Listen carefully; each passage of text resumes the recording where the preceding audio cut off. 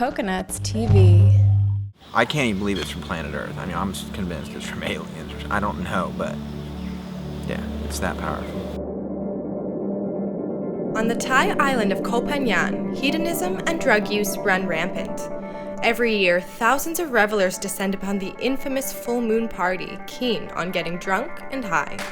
But lately, Koh Phangan is attracting a new kind of drug user, addicts who are looking to clean up for good. They're seeking out a little-known exotic drug called Ibogaine, and some say it's a miracle cure. Coconuts TV went to find out if a psychedelic drug really could be the answer to ending addiction.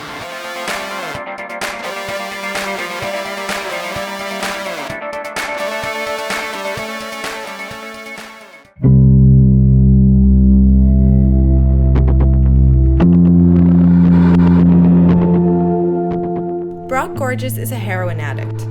He's been shooting up for the last 15 years and overdosed over 20 times. I've been clean off of heroin for a year. However, I still have a strong desire to use. And so that's the key for me. That's the primary reason I'm here. If I go back to using heroin, then it means death. I mean, everybody that I was doing it with is dead. I've tried everything else, so I'm willing to do anything. Joining Brock in the Ibogaine treatment is another addict, John, who asked that we not use his real name. John was a doctor in London until he got hooked on methadone, a cross between speed and cocaine. It makes you feel good. It makes me feel warm, fuzzy. But I just want to reclaim that freedom where, you can go out and you can make a plan with your friends and you don't have to think about the drug, got to fight the drug, or should I score the drug, or should I fight it? It's constant. I want to be a good member of family. I want to fall in love. I want to be a good friend, all the usual things. And with the drug in the way, I just can't seem to have any other relationship but with the drug. Guiding John and Brock through their treatment are Mike Picone and Victor Cracknell, the founders of Ibogaine Thailand. It's a West African root bark. It only comes from one country, Gabon, a little country in Africa. It's mostly used as an addiction interrupter, especially for opiates. It attaches to the opiate receptors, turning the withdrawal and the cravings off. Mike and Victor run one of the only Ibogaine treatment programs in Southeast Asia. Over the last 3 years, they've treated more than 200 clients. But if addiction is a disease, do you believe that Ibogaine actually cures the disease or just puts it somewhere else? What Ibogaine does that we haven't touched on is basically that spirit reprograms your subconscious. For sure. It's like having your hard drive defragmented and then a completely new operating system installed. Hitting the reset button.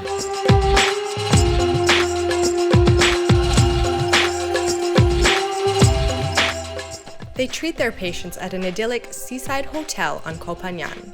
We met with them as they were preparing the drug for Brock and John's treatments.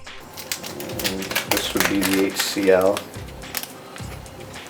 It's more white. So is that actually from the Iboga plant, or how does that work? Yeah, this is from the root bark of the Iboga tree. This is the TA. TA means total alkaloid. This is the part of the plant that has all the spiritual alkaloids in it. Ibogaine is a psychedelic drug that puts its users on a 3-day trip. It's illegal in the U.S., and no one knows if it really works. Not surprisingly, Ibogaine is controversial. The modern use of Ibogaine began with Howard Lotsoff, an American heroin addict turned scientific researcher who claimed it cured his heroin addiction. Imagine that you are a doctor. You spend 12 years getting your education. You spend 15 years in the field becoming an expert. And then the last thing you're going to want to hear is some former heroin addict went and discovered the effective medication that you're looking for. So there was enormous resistance. Mike and Victor follow Lotsoff's manual for Ibogaine treatments when administering the drug. I think they've figured out what is the safest possible dose that's effective. And this capping process, you always do it by yourselves. If anybody gave somebody the wrong dose, bad things could happen. Ibogaine has been used for centuries by Gabon's Pygmy people in West Africa. It's banned in many Western countries like Sweden, France, and the US.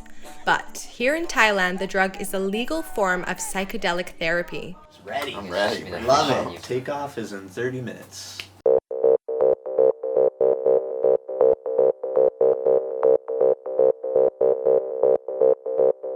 The Ibogaine Experience is deeply introspective.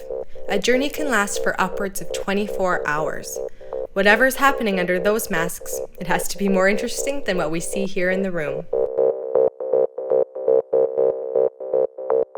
What do you guys think might be happening at this point? Oh, they're in it. Oh, they're in it, Yeah. for sure. Yeah.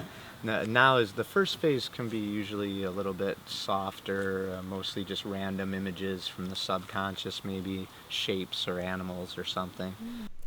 An Ibogaine trip has two phases. First, psychedelic visions, followed by a period of extreme introspection. Side effects can include nausea, vomiting, and loss of muscle coordination. Mike and Victor watch their patients for the whole trip, constantly checking vitals and giving them water. If not properly monitored, Ibogaine can be fatal. And they both seem just really serene, calm, both laying there, moving a little bit, kind of scratching or adjusting their hair, but really not a lot of movement overall. And the thing that I found the most interesting was Brock. Something with heroin addicts is that, from shooting up so much, they start to lose the veins in their arms. The veins start to hide. But after taking the Ibogaine, this is something that Mike and Victor said usually happens, is that the veins start to appear again, and you can really see it's really amazing. Their vitals are fine. Steady. Not much really happens. Brock and John are essentially awake, but immersed in a surreal, dreamlike state. It's really strange because when we even came in, both of the guys kind of, heard us a little bit, like peeked up, took a little look around, and then just went right back into it, like, this is really boring or something. So I thought that was pretty funny. They're still there. They still understand that they are inside the room and that there are things going on in the room, but yet they're totally beneath the blindfold in another world. As the trip hits its 24-hour mark, we checked in to see if Brock and John were still in it. What'd you think? I don't even know. It was so intense. That's a big deal to do that shit.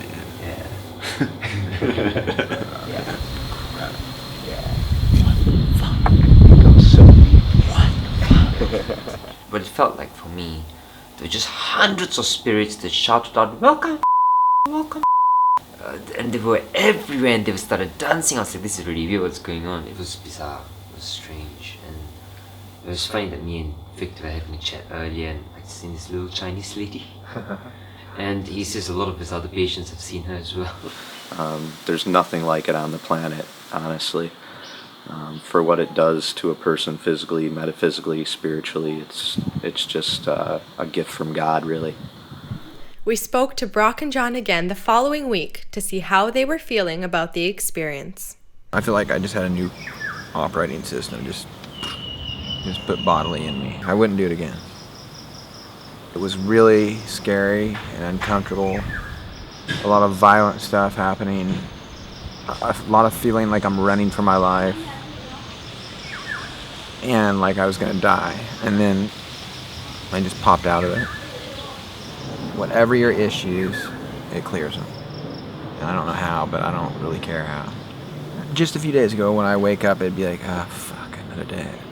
And now, like this morning I woke up and I was like, wow, what a beautiful day. The birds are singing, Yeah, I'm just happy. John went home to recover right after the treatment, so we followed up with him via Skype from Coconut's headquarters in Bangkok. Take me through what's been happening over the last few days since you did the treatment. I feel I've been given a second chance in life, and I'm not going to fuck this chance up. So I'm not going to go anywhere close to drugs or smoking, or I'm just really grateful. It's quite personal, but I'll just share with you. I was diagnosed from having suffered post-traumatic stress disorder from, because as a child I was sexually abused by adults, a few adults actually, and I had all this weight on my shoulders from experience I didn't want to relive, but I was expected to relive. But what this treatment has done is just completely just cleared everything. I wish I'd gone for this treatment a few years ago. It's hard to explain. It feels like it's going to be a long-term treatment. There is a degree of skepticism in my mind, but there always will be. But just by observing the changes in the way I think, the way I'm behaving, the way I react, this is just not me. But in a really good way, this is just a different side to me that I never knew was there. Or maybe I've forgotten it's ever been there, I'm not sure. Traditional treatments like AA and methadone are said to be successful for about 1 out of every 15 addicts. The few scientific studies on Ibogaine show a success rate of 2 out of 3 patients, which is nothing short of incredible in the addiction world. Mike and Victor claimed that an even higher number, 80% of their patients stay clean. But this is just a rough estimate, not a scientific sampling. Basically, the 2 out of 10 people it doesn't work for are the 2 out of 10 people that are doing it for the wrong reasons. They're doing it for their spouses, for their parents, for their children. They're doing it for everybody but themselves. And since you're dealing with a higher spirit, if you can't, you're not going to fool a higher aspect of yourself if you're not going to fool yourself. If you don't really want to quit for yourself, the spirit can't help you do something that you really don't want to do for yourself. Even more remarkable than Ibogaine's effects is the fact that many have written it off as just another dangerous drug. Why is this West African shrub considered a felony drug in so many countries if it has the power to free people from addiction? For Mike and Victor, the answer is simple. That's completely pharmaceutical companies that are suppressing the information. To cure an addict, they lose a lifelong custom. Exactly. It doesn't matter if you get them off heroin, you're still going to be hooked on Suboxone or methadone, and they're still a drug addict. We have more people come that are on methadone than any other drug. Yeah, true. We have so many more people come for methadone than they do for heroin. Methadone's harder to get off of. Suboxones and Subutex are harder to get off of than heroin. Like many addicts, Brock tried conventional treatment programs, but nothing worked. If you have an addiction problem like I had where you lose everything, my family for many years, my freedom, it's an extreme treatment, but it is the only treatment for if you have a real serious addiction problem. It's the only way to go. As far as I'm concerned, everything else is a waste of time and money. Sometimes extreme, problems call for extreme measures.